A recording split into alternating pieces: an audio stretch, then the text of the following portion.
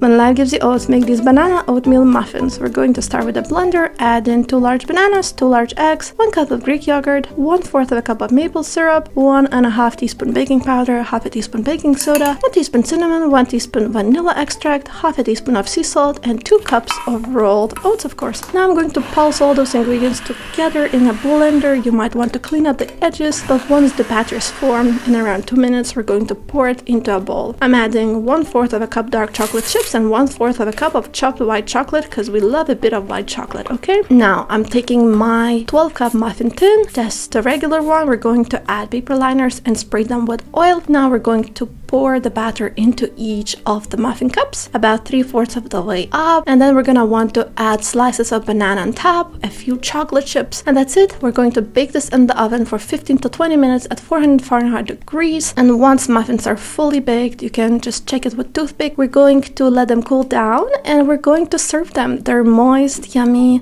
they're just so good. Go to allnutritious.com for more recipes and of course subscribe. Thank you.